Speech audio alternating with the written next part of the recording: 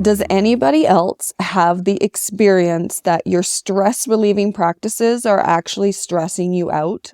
Because there's so many things you're trying to implement and there's so many things that you're trying to do that in itself is making you stressed, even though its whole intent is to reduce stress. And it's a double whammy if the reason why you're implementing all these stress relieving practices is because you want to be well. We know the connection that stress has on the body and the impact that it has on disease and ailments. I heard this one statistic that they anticipate or expect that 98% of illness actually begins or comes from stress. That is horrendous. And that is what we are diving in today, is how to implement strategies in your life that you are wanting to implement to make your life better without having them cause additional stress. Welcome back to the Art of Plenty. I'm so glad that you are tuning in today. Now, for all my regular listeners out there, I'm so excited to tell you that next week, things around here are going to change. We have been working so hard to get these 10 new episodes out to you that are coming, and it's part of a series that I did with TELUS Story Hive. It was going to be released, or it is going to be released on TELUS Optic TV starting next week, and it's called Beyond Business, The Real Lives of Women Entrepreneurs. And I'm so excited. We recorded these episodes several months ago, and they are all ready and being released to you. So instead of our typical Art of Plenty podcast, where I spill what's going through my brain, I will actually be interviewing these incredible, inspirational women that live in my area. And I will be sharing their stories with you on the Art of Plenty podcast. So if you do not currently subscribe to the Art of Plenty, but you are a devout listener or you're super into this show, my recommendation to you is to hit subscribe, because these next few weeks while we're releasing the Beyond Business episodes, they're going to be coming out on a different day, and I don't want you to miss it. The reason for that is because they get released on TELUS Optic TV at the same time. So we're going to shift our regular time for releasing episodes so that you can get the Beyond Business when it is out. And I can't wait to hear your response. So make sure you hit subscribe to the Art of Plenty so that you get all of those shows from Beyond Business showing up. I think you're going to love them. Okay, let's get back into talking about stress. Let's get back into talking about how to implement practices in such a way that they don't cause additional stress and that they don't cause additional anxiety. I have definitely had seasons in my life where this has been the case, where I've been putting things into practice because I can feel my own stress, or I can feel the potential for my stress to be building, and I want to implement practices, and then all of a sudden I have gone way overboard. I have packed my schedule with so many different activities to relieve stress that I'm completely stressed out from my stress relieving practices. And I'm super busy. And I know that this busyness is created. I know that I have created a life that is busy. And when I get into different practices like this for personal development, I can definitely amp it up and make it way busier than I probably need to. And here's the deal. When I think about doing these things, or when I commit to doing these things, I don't necessarily fully realize what that impact is going to be on my future self when I start doing all these. So I'm really excited to share with you my little by little tortoise strategy. Basically, what it means is that when you're implementing new things for personal development, when you're implementing new strategies to reduce stress or to decrease your anxiety, the strategy that I have found the most effective is to do it just a little by little, which I call the tortoise strategy because of the tortoise and the hare. And I definitely think there are times in our life where we need to act like the hare, where we just need to come out of the gates flying because we need quick impact and quick change, knowing that it's not going to be sustainable over time. So I am also a person who believes that the hare had a very good strategy because he did finish the race too.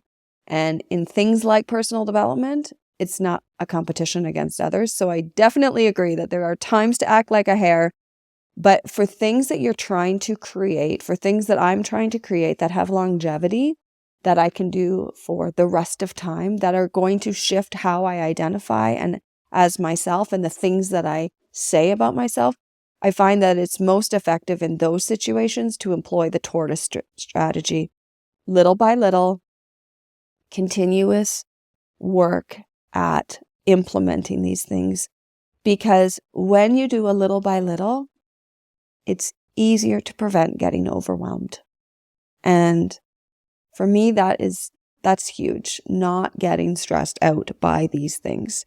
Because I have 100% experienced overload from my personal development goals. And I think it's because I'm a glutton for personal development. I absolutely love thinking about new things like that, trying new things, implementing new things.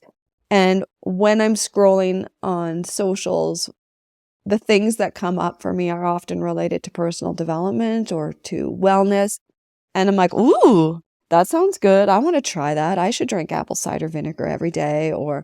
And all of a sudden your whole day is trying to get all of these supplements in, or trying to get all these different exercise regimes in, and trying to spend time with the kids, and trying to spend time with my partner, and trying to get all my work done. All of a sudden there's no time to breathe. So because of my passion for new things, because of the way that I approach life and the way that I desire change, I've really had to dial it back and look at, okay, little by little, stay constant, stay consistent, and just keep adding so that I can avoid that situation of feeling ridiculously overwhelmed. So here are my tips and tricks for keeping your growing practice of self-care and personal development happening in such a way that your stress doesn't spike through the roof. Because for me, it's not enough to just focus on one piece. It's not enough to just focus on my physical health. And don't get me wrong, there are 100 regimes that I could be doing just for my physical body, like sauna and working out and stretching and getting outside and walking. And the list the list never ends for the things that we could be doing, which is a part of how much access to information we have through the internet, which is amazing and incredible, but also can be extremely overwhelming. But it's not just enough for me to just focus on my physical aspect. I'm very much a person who likes to look at all aspects of self, which I consider emotional, mental, spiritual, physical. And that's really what this podcast, The Art of Plenty, is about. It's recognizing that you can have a lot of success, a lot of wellness, a lot of sense of who you are in one area of your life, but have other areas of your life that are not that way at all. You can be in a really good place physically, but your relationship with your daughter is falling apart. Or you've got a really solid relationship with your kids and with your partner, but no connection with friends, and you don't feel well in your physical body. When I think about living life to the fullness, when I think about the art of plenty, I think about how do we have all of those areas working? How do we bring up every one of those areas so that all aspects of our life are feeling great? And there's a fabulous exercise. It's one of my freebies, and it's an exercise you can do which will help to identify which area of your life is maybe not where you want it. So you can definitely check the show notes for the link to that freebie, because it's a good one. And it's one of those ones that I've utilized over and over again. It's not just a one and done thing. It's something that you do and then you do some tweaking in your life, and then you can go back and say, oh, okay, now I've brought this area of my life up. I've worked on my relationship for the last 6 months. Now I need to work on my emotional well-being. And what's amazing is when you start working on all of these things, it brings the other areas up automatically. It's almost like when you're working out and you put in a regime for working out, and then all of a sudden it's easier to drink more water. So our lives have a way of doing that too. When we work on certain aspects of our life, it makes us want to work on other areas of our life. I think because it becomes glaringly obvious that when things are better in one area, the areas that maybe aren't as good, it becomes even more obvious to us that it's not working when other things are so good. So when I think about all of these areas excelling, I think about our physical self, our emotional self, our spiritual self, our relationships, our work, our hobbies, because we're meant to be well in all of these areas. We're meant to have a beautiful life, a life of plenty in all of these areas, not just one.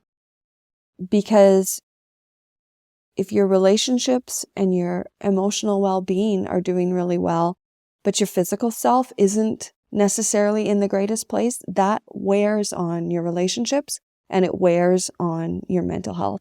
Or if you have a really good, strong family connection and you have good friends and your physical health is okay, but your work is absolutely stressful, all of those other areas being good can make the stress tolerable at work, but work comes home and it has an impact on the other areas of your life because we can't actually separate it. So the tortoise approach is really about going slow so that you're not overwhelmed. It's about making little bits of changes so that the changes are actually sustainable. Because this isn't intended, personal development isn't intended to be a flash in a pan, do it once. It's one of those things that we do through our whole life. It's a practice of a lifetime because there's always things to improve. There's always things to change. And that doesn't mean that where we're at isn't wonderful and great. But if we were to stay where we were at in 5 years from now, it's not going to be great. So it's this acceptance that life is really wonderful now. And I want life to continue being wonderful 5 years from now, 10 years from now. I see this so often in relationships. Your relationship can be great right now with your partner.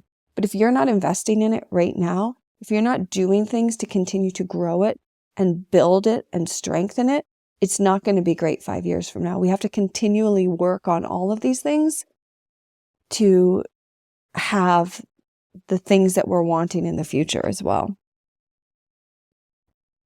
There is an episode that I recorded a while ago. It's episode 34, and it has to do with routines. And in that one, I talk about some of this stuff.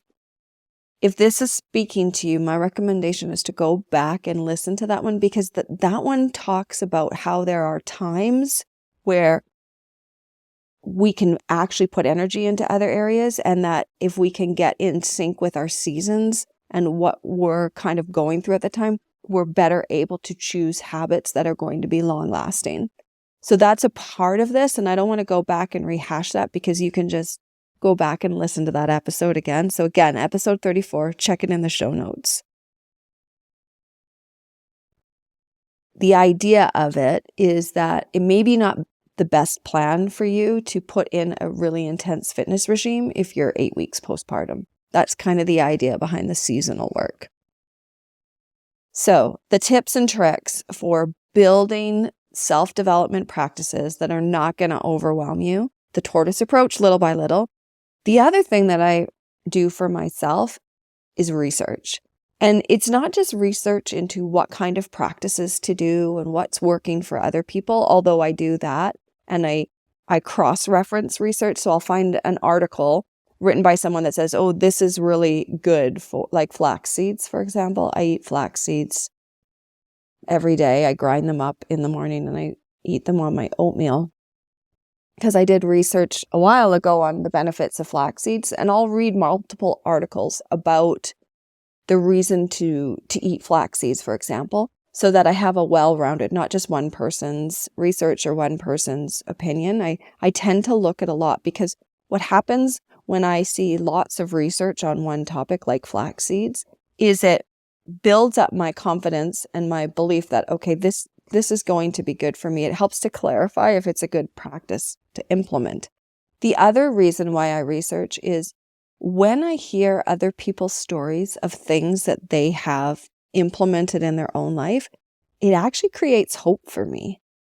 Hearing other people's successes of things that they changed in their life and things that they did and how they saved their marriage, or how their relationship with their kid is working out so well, or what they did at work and how it changed their life, it instills hope in us, because it can be discouraging. Things can be hard, especially if you're working through something really difficult, like your marriage is on the brink of divorce, or you've just gotten a diagnosis that has rocked your world. It's really encouraging to hear about other people who have gone before us, who have gone before you in this way, how they've turned their marriage around after infidelity and their marriage is better than it's ever been before, or how they had the same diagnosis as you and now they're living free from cancer. It reminds us that it's possible, and it activates that hope, because when you're making change in face of really difficult situations, hope can be easy to lose. And when you don't have hope, it can be so discouraging, and it can be draining, because you just feel like, is this even not doing anything? And then you have to fight all of that negative thinking. So one of the reasons I research is to hear about other people's successes and make notes, because sometimes this is something that I'm saying to myself here, okay? Because sometimes I start practices like the flax seeds. It was just the other day I was like, why am I doing this? Why am I eating flax seeds? What is the reason for this? And I never wrote it down. So I have all these little practices that I've been doing for years, and I can't remember why it is that I'm doing it. So I went back and I researched. I was like, oh, right. There's 4 or 5 reasons why I've added flax seeds to my diet. Another piece is to know your why. And we did a whole series on this last summer. It's the behavior hack series. There's even a workbook that comes with it. There's some great things in there that you can implement that are a part of that strategy for just tips for changing the way that you're doing things. And the tips in that workbook are things that I do all the time. So if you haven't already downloaded that, that's a great resource for it. Last week's episode is also all about intuition, and I'm not going to belabor that again, but that's another something that I use when I'm making decisions about what to change and how to change. Now, the last tip is a relatively new thing that I've been using, but I wanted to share it with you because I really feel like it's changing the way that I'm looking at personal development. And the other piece of why I think it's so effective is because it addresses all of the different areas in life that you may be trying to change, or that I find that I've been trying to change. So it's about building a map about what it is that you're trying to do. Because one of the things with the tortoise approach, when you're doing little by little, is you can have a lot of ideas of what you want to do, but you're holding back from doing all of those at once because you want to increase your success, that you're going to actually stay consistent and constant with these new practices. So the idea of building the map is to map out where this is going, because little by little, you start adding more things to it so that it's not overwhelming. So the map helps you to just determine what are the next things you're adding. Okay, so this is how you build the map. It's an umbrella approach. So you start with kind of your big categories of things that you're trying to change or things that you're working on. So your umbrella area could line up with all of those things in the pie exercise that I mentioned earlier that you can get the freebie. But basically, you have your big titles. So you could organize this by self, like physical, emotional, spiritual. Or you can organize it by categories such as well-being, work, exercise, relationships. And then you can break things down further, like relationships with friends, relationships with partner, relationships with family. So the idea is that you have all of these big categories. And it's kind of similar to a vision board, but it's much more pragmatic than that. And it's much more concrete, because a vision board is kind of like that big overarching picture of where your life is going. And this is taking that big picture, but really dialing it down into specific things. So the big picture being, what do you want your relationship to look like? And if you're a more visual person, you can include images or magazine cutouts. Or if you're like me, I often just use pen and pencil, because when I write something down, it speaks to me just as much as an image does a lot of times.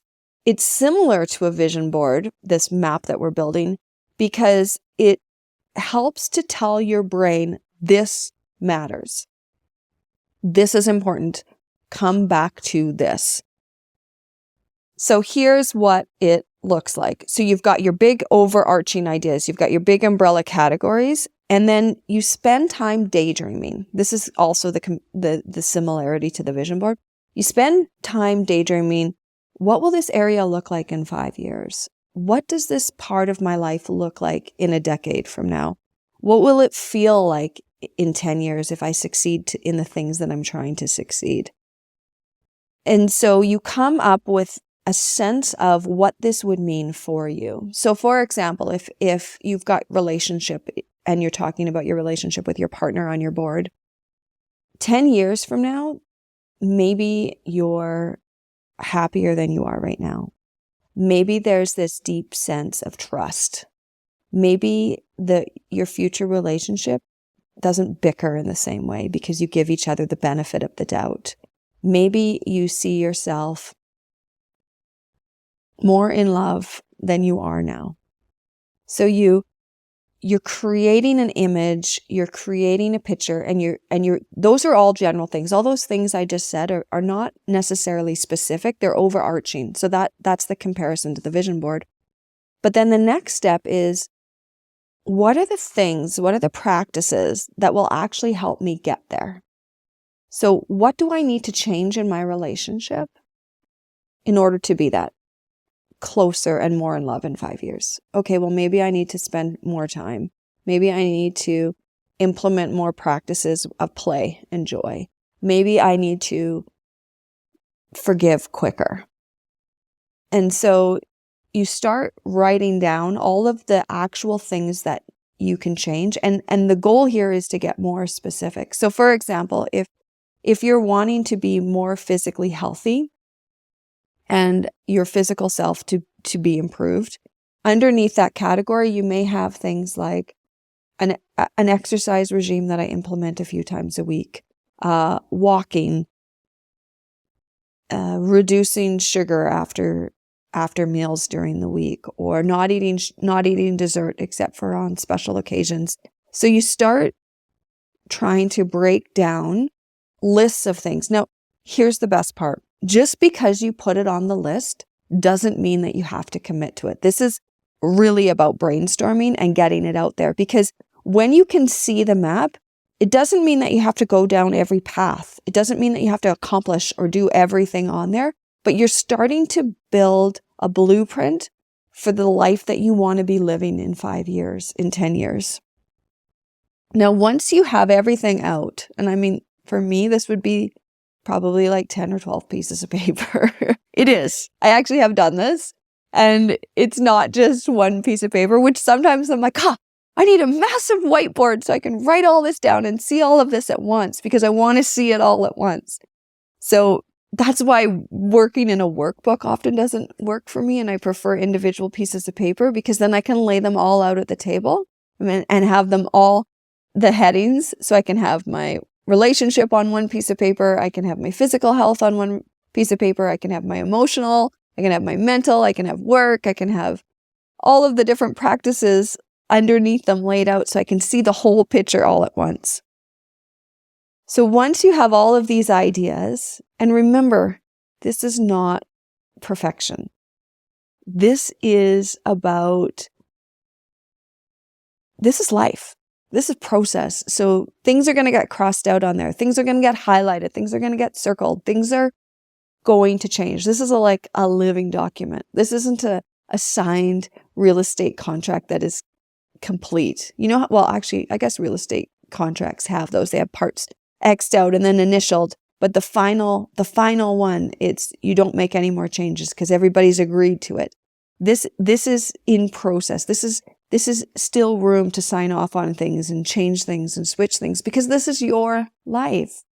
And things are going to come and throw curveballs, and you're going to find out more things that this map that you're building is going to have to shift and change. And that is perfect. Changing it is perfect. So once you have all of those ideas out, and no, this is not something that you do in 1 hour or in one night. This process for me, I've been working on it for months. I think I started in November last year. And because it took a while for me, because I haven't done it in this way, it took a while for me to percolate, okay, what does this actually look like? How do I actually do this? And what are the things that I want to be working on? So you start fleshing out these different things, and then you come back to it and you revisit it, but give yourself time to really sit with it and to really let it sit in your soul and into your spirit to know, is this what I really want to be doing? Okay, so then you've got your list, and then you start to prioritize. Okay, where do I want to start? Because to implement the tortoise practice, you have to find 1 or 2 things that you can do. And ideally, you find the minimum of that thing that you can do.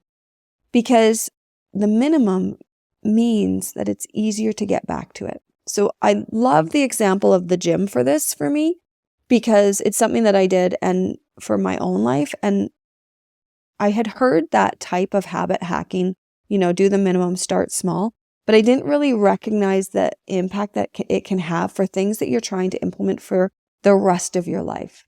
So the example of the gym, when I first got back into working out a few months ago, I limited myself to doing weights for only 20 minutes. And the reason why I did 20 minutes is because most days I can find 20 minutes to work out. Now, my typical workout regime prior to this new practice of 20 minutes was about an hour and a half, because I like to work out and take my time, and I like to do 20 to 25 minutes of stretching afterwards. But finding an hour and a half is too much time on a lot of days for me, because that doesn't include eating after I work out, and it doesn't include showering or changing or any of those things. It was just the workout part. And a lot of days, I don't actually have an hour and a half in this season in my life. I've had it in the past, and I will probably have it again in the future. But lately, it's too much time. So what does that mean? That meant that if I didn't have the hour and a half, I wouldn't actually go because I couldn't fit it in. So when I implemented working out again, I even if I had an hour and a half, I wouldn't let myself do it. I said, no, just 20 minutes, because I wanted to teach my brain, and the way that I teach my brain is through repetition. I wanted to teach my brain that I can do a really good workout in 20 minutes, and that I'm only going to do 20 minutes, because now I've lessened off on that. Sometimes I'll do 30 minutes or 35 minutes, but guess what? I know I can get a really good workout that I can feel good about doing in 20 minutes. And because there's so many days like that in my life, I fit it in and I make it a priority. So when you're thinking about these practices for all of these different categories, and you're writing down the specific things that you can do, in a note beside it, what's the minimum for that? What's the least amount of time that you could commit? So with my Pilates regime, I like to do right now I'm doing the intermediate order, and it takes me about 45 minutes, which is funny because that's how long the advanced order used to take me. But that's not the minimum. There's a couple exercises that if I do, it's maybe about 7 or 8. If I do that, it doesn't take 45 minutes, but it makes me feel enough like I've moved and I've worked out my spine and I've elongated my body, which is one of the beautiful things that I love about Pilates. So that would be a minimum piece. So some things are already minimums. Those habits are often really easy to implement, like taking a vitamin D, for example. You can't really splice that down. So you take 1 drop rather than 2 drops. That one is a pretty difficult one to minimize. But in the book where I got this trick, the first time I really read about it, he was talking about building a flossing your teeth habit. And he said, floss 1 tooth. That's it. That's your minimum, because you always have time to floss 1 teeth, and hold that line until later. And I remember reading that thinking, this is the most ridiculous thing. Of course, I'm going to floss all my teeth. But what it teaches you is that the minimum is the most important part, because you can always fit that in. You can always make time for that. So maybe it's 1 exercise of pelvic floor. Maybe it's at least have 1 glass of water before you start your day.